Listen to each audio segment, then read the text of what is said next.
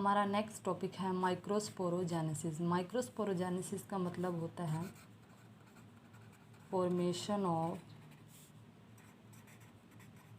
Pollen grains और microspore.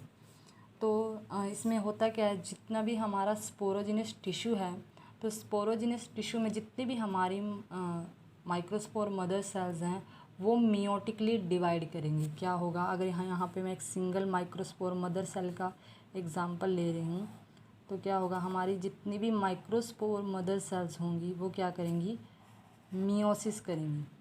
Meiosis में क्या होगा कि हमारी जितनी भी न्यू सेल्स बनेंगी आफ्टर मियोसिस, उनमें क्रोमोसोम नंबर हाफ हो जाएंगे। तो यहाँ पे मैंने एक सिंगल सेल का एग्जांपल लिया है।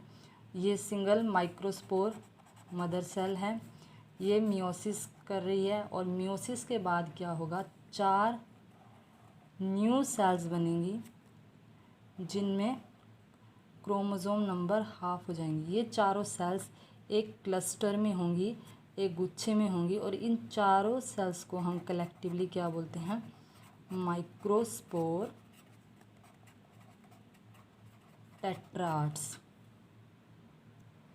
जब एक बार जब हमारा माइक्रोस्पोर टेट्राड बन गया, तब जब हमारा एंथर मैच्योर होगा,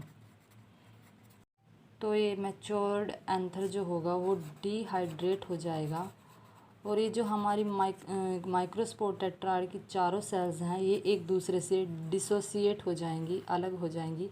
यही हमारे माइक्रोस्पोर्स और पोलन ग्रेन्स कहलाते हैं, जो एंथर के मैच्योर होने पर रिलीज़ हो जाते हैं और स्टिग्मा पर जाकर उसे पॉलिनेट करते हैं। तो ये सारी की सारी प्रोसेस हमारी सारी क्या होगी, माइक्रोस्पोरोजेनेसिस की। इस पूरे टॉपिक को एक बार दोबारा रिवाइज कर लेते हैं। सबसे पहले जो स्टेमन क्या होता है, ये हमारा मेन रिप्रोडक्टिव पार्ट होता है फ्लावर का। ये 2 पार्ट से मिलके बना होता है, एंथर जो कि एक बाइलोब स्ट्रक्चर है, और स्टोक लाइक स्ट्रक्चर को हम फिलामेंट कहते हैं। जो एंथर होता है, एंथर को अगर हम कट करके देखें तो हमें कुछ इस तरीके का सारा स्ट्रक्चर दिखाई देगा। इसमें 2 लोब्स होती हैं। अगर हम इसका टीएस देखें तो एक कुछ ऐसा होगा, हमें 4 साइडेड स्ट्रक्चर दिखाई देगा। हर एक साइड में हमारे इन 2 लोब्स में क्या होगा, हमारे 2 माइक्रोस्पोरेंजिया प्रेजेंट होते हैं। टोटल 4 माइक्रोस्पोरेंजिया इस पूरे एंथर के अंदर या इस बाइलोब स्ट्रक्चर के अंदर प्रेजेंट होते हैं।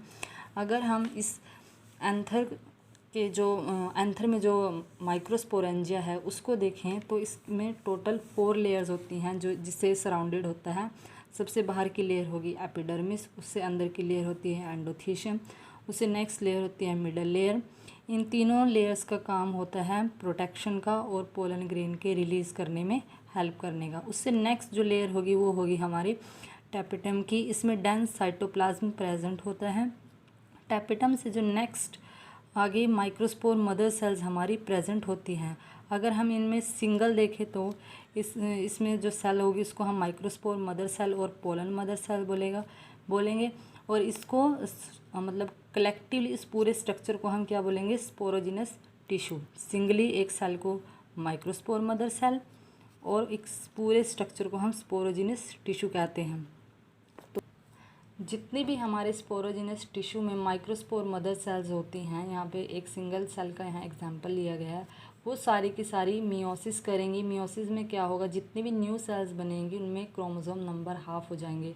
तो एक सिंगल माइक्रोस्पोर मदर सेल्स कितनी सेल्स बनाएंगी, न्यू 4 सेल्स बनाएंगी। इन चारों सेल्स को हम माइक्रोस्पोर टेट्राड बोलते हैं। ये एक क्लस्टर की फॉर्म में होते हैं। जब हमारा एंथर मैच्योर हो जाता है तो उस टाइम पे ये क्या होता है, डिहाइड्रेट हो जाता है, और डिहाइड्रेट होने की वजह से क्या होंगी, ये चारों सेल्स एक दूसरे से अलग हो जाएंगी। ये क्या कहलाती हैं, पोलन ग्रेन्स।